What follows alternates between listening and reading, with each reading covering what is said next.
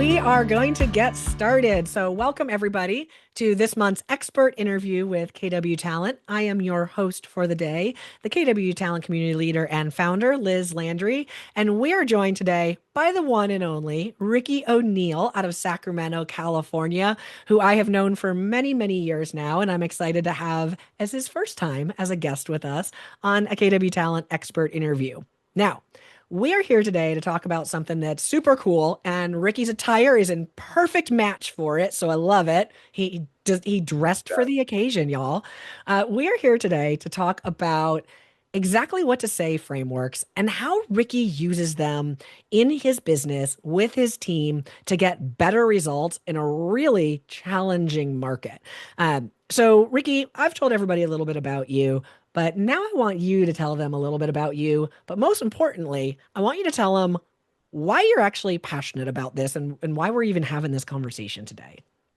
Well, Liz, thank you for having me. We have known each other a long time, and you've been my coach forever, and I appreciate you, and I'm excited to be here.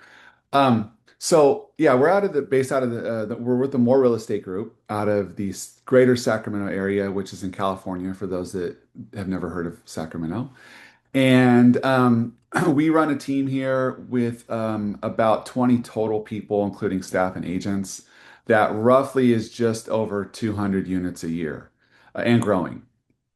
And so, with exactly what to say, like many of you listening, you probably saw Phil Jones at a conference recently, or maybe a couple years ago, and I'm most certain something in what he said stuck. And so, when I heard him 3 years ago in person, I came back to my office and I looked at my bookshelf, and there was a book exactly what to say on my bookshelf that I had never even picked up. Wait. So you had bought the book Yeah, and you had never read it. And right. then you came back from a conference feeling all inspired and Yeah. realized that you had these goods sitting on your shelf collecting dust all this time. Right on my shelf. And maybe I overlooked it because it was a thin book, but it was the most impactful book that was on the shelf. And so once I started I read through it and went back in my notes, Phil's notes, and started trying to figure out how we can implement some of this to the team. I started actually recognizing all these moments that were slipping through people's fingers. And it became kind of obsessive. And so, like, the moment you recognize the influence of your words, you also see like these opportunities slipping through people's fingers. And it was primarily our agents' fingers and our vendor partners' fingers. And so I kind of just wanted to dig deeper into that and become more of an expert in what Phil is teaching and the foundation of exactly what to say. Cool. So now that I know that you just had that book on your shelf, like that's going to be a whole nother conversation off of this interview. But Sure. I'm sure Ricky is not the only one that's got a really smart book on his shelf that's collecting dust, so we won't beat him up too bad for it. Now, there may be some people on this today watching it being like, I have no idea who this Phil guy is you're talking about. I have no idea what this book is that you're talking about. So, we're talking about the frameworks from it and how you've instituted those in your business for impact, but let's back it up for us, Ricky. For those people on here that are like, I have no idea what y'all are talking about, what is exactly what to say, can you help people understand what the exactly what to say book is and what these frameworks and these things that we're looking at are so that they have an idea, just a little bit of foundation? Maybe the book's still collecting dust on their shelf, but that way they've got a little bit of foundation for what we're going into in this conversation so they understand it a little better. Right. Well, I'll start with a simple question, maybe to ask the audience. Is would it be fair to say that when you really want a relationship, you can stop selling your services and then start solving people's problems? I think they would all say yes. I'd say yes, yeah. And so in order to solve people's problems, you kind of have to do what we say is like the work behind the work and kind of understand what those problems are that might come up in conversation. And the best way to do that is to follow something that's actually not even in the book, but it's a foundation that Phil talks about and exactly what to say. And those are called um, the four cornerstones of conversational excellence. Okay. And essentially, the first cornerstone, which you may have heard of, is the worst time to think about what to say is in the moment you're going to say it, right? And so, how often have we been in a conversation where we get back into our car and we think, gosh, man, there was an opportunity there, a moment that I totally missed? I could have done better. Yeah. Yeah. And so I think that if we were to focus on mastering moments rather than a particular skill or a script, then perhaps maybe our outcomes will result in a more meaningful conversation that gets us closer to our goals. And so the first cornerstone is essentially all around moments, and it's such an important part of the foundation. It's even written on the sweatshirts, right? And so if you're taking notes, write down number one: the worst time to think about what to say is in the moment you're going to say it. Okay. That's Yeah. big, right? I think we've all had that moment where we've sat down in the car after an appointment or we've left a conversation with a friend and we're like, wow, you didn't nail that one, right? Didn't go good. So what happens next? Well, number two is we have to stay curious, right? So understanding that curiosity is the fuel for great conversations. And in real estate world, this is probably a challenge for us because we want to come in with our slam dunk. We see a little moment and then we captured the moment and then we're going to want to go on with our pitch. But like Phil says, if you throw a pitch at someone and it hits them, it hurts, right? And so how do we keep the ball in play instead of trying to slam dunk it? And part of that is staying curious because if you're going to stay curious, that builds rapport because rapport and trust is built from the past. And so we have to stay curious around those moments and keep digging in through a series of magic words, which by the way is in the book. And so you stay curious around those magic words. And when you do that, you'll really start to turn up certainty in your answers that gain more curiosity, which gains better conversations and leads to greater impact. All right. So now we know what one and two are. Are we gonna go into Well, three? Liz, and before we get to three, one of the challenges with that, which was an aha, is that when you're in real estate and vendors and vendor partners, a lot of times the challenge is that most people add content before understanding the context, right? Mm, that's a And great point. right. And so they're putting in content without even understanding the context. And so we're going into a listing appointment without even understanding what's important to the seller, but we want to just kind of come in with our pitch. Our pitch. And Here's so what we do, and here's how we're going to solve your problem that we don't even actually know what your goal is to solve that problem. Yeah. oftentimes we're solving the wrong problem. Yep. I see that all the time. That's such a great point. All right. So what's number So three? number three is the person asking the questions controls the conversation. Right? And so we all know that your success in life is a direct correlation with the quantity of the quality of questions you ask, right? So those who ask the best questions gets paid the fastest, and those who are most successful ask the greatest questions. And so if you understand that the person asking the questions controls the conversation, um, then that leads to a couple things because we know questions lead to conversations, conversations lead to relationships, relationships lead to opportunities, and opportunities lead to action. And the ultimate goal through all this is to get action, which creates transaction. And so we need to learn to ask better questions, staying curious around those questions. And then finally, the number four, do you have anything to say, Liz? Nope. I was going to say, just as somebody who's, been a coach for nearly 2 decades, like this is a great point that people need to listen to. The quality of the questions that we ask in our relationships at home, in our team, in our businesses, with our clients, like that is so crucial and so often overlooked. So I think it's a great just point to highlight out. But I'll let you get to number four. Well, number four, final number four, is people do things for their own reasons and not yours. And so when we understand that, we understand that they're going to make a decision for their reasons, not ours. And so we have to continue to stay curious around that reason. And it basically recycles, right? It's like once we start with the moment and then we stay curious around the moment, we ask questions around it, we realize what is important to them, and then we go back to a new moment. And so the conversation is fluid and it's almost like this never-ending story that we're creating as we go. There's no scripting, right? Because the challenge with scripts is oftentimes the other person doesn't know their script. And so we get plugged. There's a plug right there. And Yeah, so it's like trying to film a movie scene when you know what you're supposed to be saying, but your partner in the scene's like, "What? doesn't connect, right? Like that doesn't work if the other party isn't in the same book as you. Exactly. And so, four simple tactics to understand kind of why people do things for their own reasons and not yours are the four cornerstones of conversational excellence, right? Awesome. Well, so now everyone's got an idea, right? So we've got context. Everybody watching this, you all now have context to this. But the real meat of what we're getting into here isn't teaching those four cornerstones. But now Mm. you know them and now you know the book. So go dust it off of your shelf if it's there. Um, and let's talk about how you integrated this into your business, Ricky. So you heard Phil talk, you found the book on your shelf, you dusted it Yep. off, you Yep. came back to a conversation and you started developing this passion for it and you started really liking it. You went on a journey of mastery where you are still on that journey to Yep. really understand this at the highest level possible.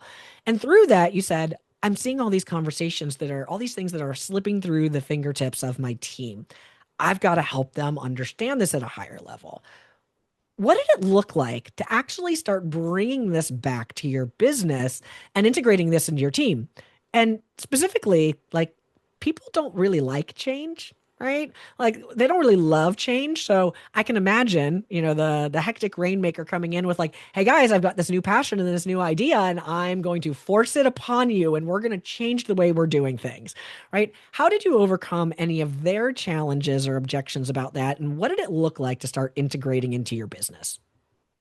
Well, a couple things. One is wherever you are in the country, something is kind of the same in all markets. Is that we slowly, if not in some markets, quickly became a skill-based market. The cheese moved. Yeah. Yeah, the cheese moved and And might or not have moved with it. the market stopped giving us success, right? And so we had to up our skills. And particularly our agents, because we were a little bit delayed in California, right, where our specific geographical location in California is a little bit delayed with what the other parts of the country sees at times.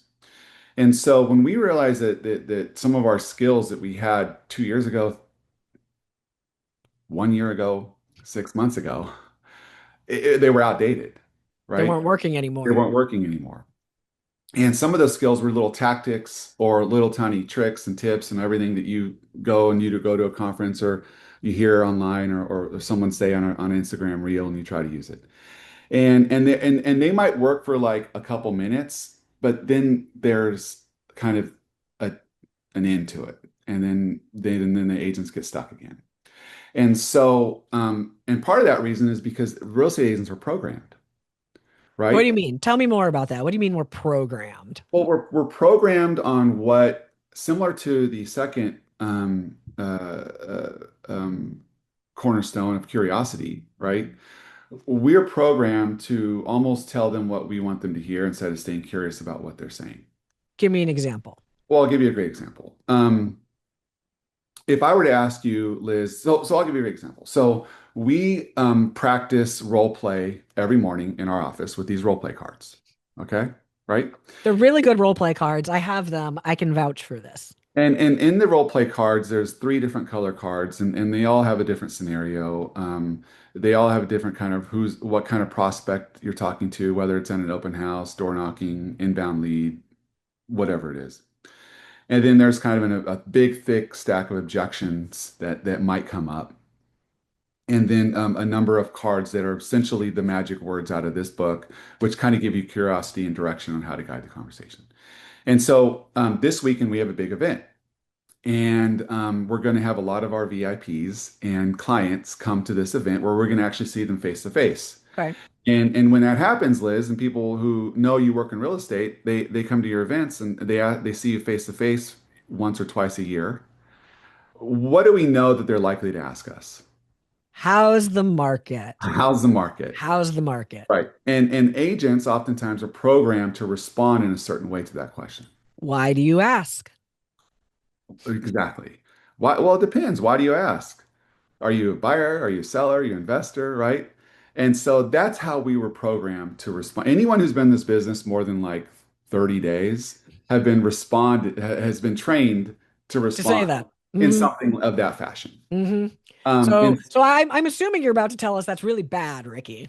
well, I think that a lot of times, what if we understand the reason they're asking, it's mostly because you're just a real estate agent and they're just trying to strike up a conversation.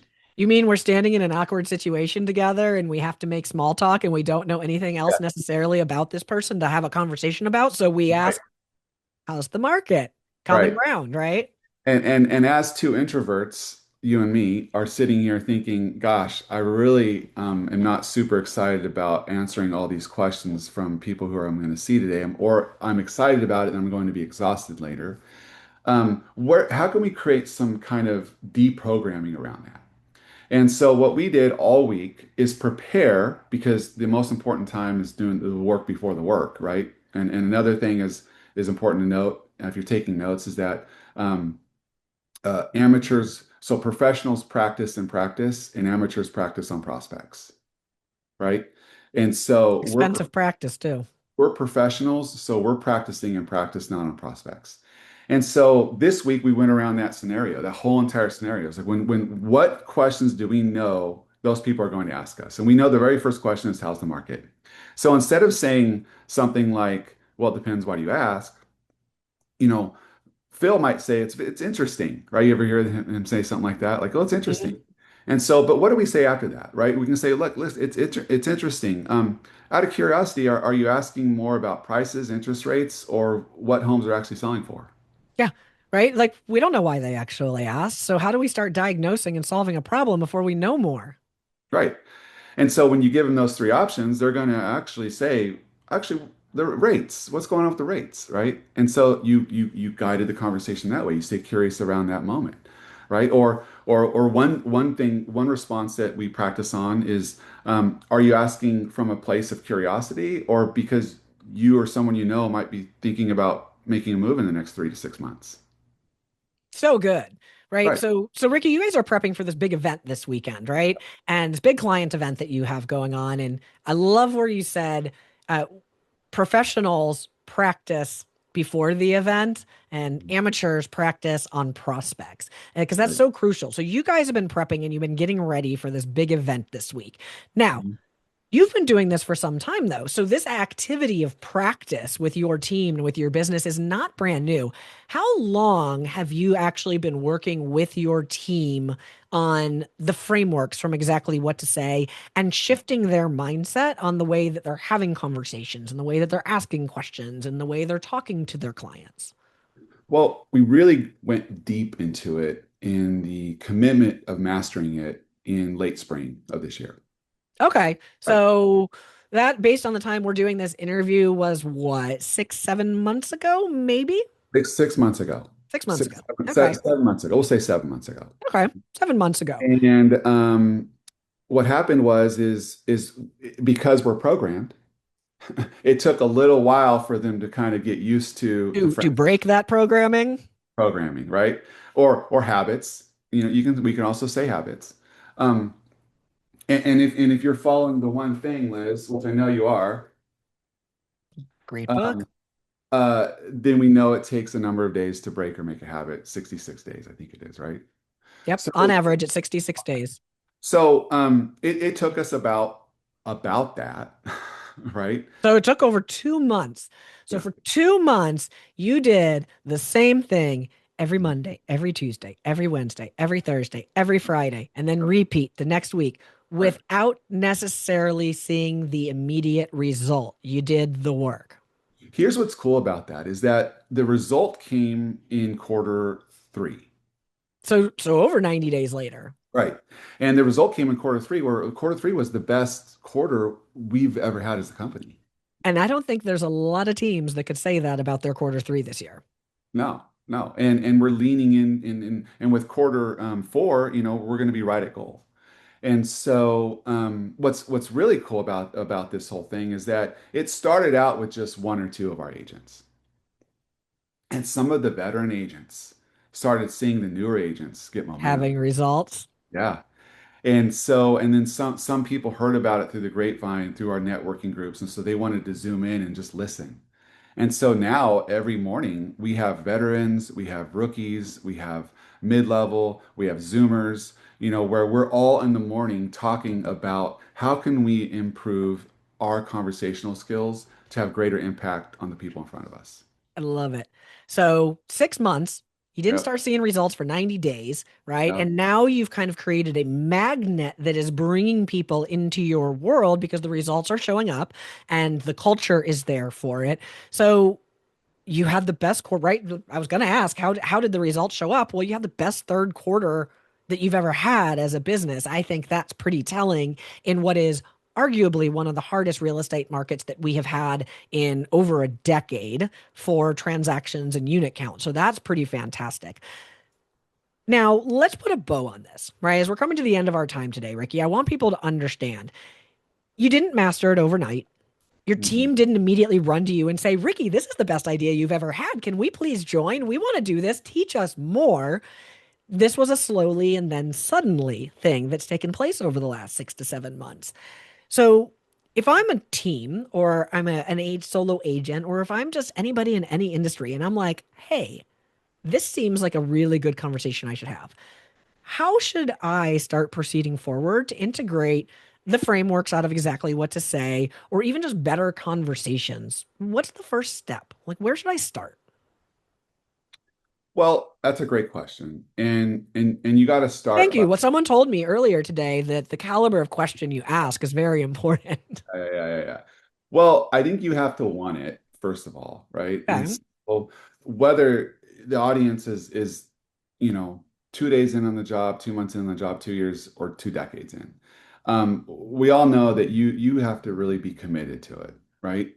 And when you're in our world, and I always say this, that I'm committed to the committed, right? So if someone on our team is committed to wanting to become better at something, then I'm going to be equally committed to that process. And so, if you want to be better at your conversational skills, that's going to lead to greater conversion, then you have to be committed to that. And commitment doesn't come overnight, right? Nope. It takes discipline. And so, just like everything, if it's a new framework. And so, step one is I would order the book, right? Or just Or, Google or wipe the dust off of the one or currently what? on your shelf. Yeah. And kind of read through it, or you can even listen to it if you like, right? But something will trigger you in that book or in that mindset in that framework where you're starting to think differently. And so because we're all programmed and have these habits where we know kind of what we think we know until we hear something new that might actually fit in the current moment of the market that we're in, that could maybe move the needle or maybe help a client understand something better without kind of just putting a plug and just slam dunking it and ending the conversation too soon. So the first step would just to be to, if you're curious around it, then just pick the book up and read through it and kind of see, how can I implement this into my everyday life? That's awesome. Now, if nothing else, if nobody heard anything today, they didn't understand that the worst time to think about something they're going to say is the moment they're going to say it. They didn't Yeah. understand that we've got some bad programming and scripts from years and years and years. If they heard nothing else today, what's the one thing, the mic drop, you want to leave them with today, Ricky, before we get off of this, before Mm. we end this interview? What's the one thing? What are you going to leave them with? Um, well, we talked about words and we talked about impact. So I would say that words don't just describe your message, they define your impact, right? And so if you want to commit, stop pitching and start positioning. Awesome. I love it. Well, Ricky, thank you so much for taking this time with us today. I know everyone here got a lot out of it. They're going to go look on their bookshelf and see if this book is there and they just hadn't read it yet. I will personally vouch for this book. I have done the training. I have read the book. I have read, or I shouldn't say I read the audiobook. I listened to the audiobook. It's great material. Ricky has gone on the journey of mastery with it. And I would encourage you all to start and take that first step and see if this is something that you believe could be beneficial for your business, because it's really actually pretty simple. It's just not very easy to get the discipline, to get the habit, to actually institute it into your business. And super proud of Ricky and his team because they stuck to the course and 6 months later had the best quarter of their company history. And that's awesome. So, Ricky, thank you again so much. Everybody joining us today, thank you so much. And we will see you on next month's expert interview. Have a great day.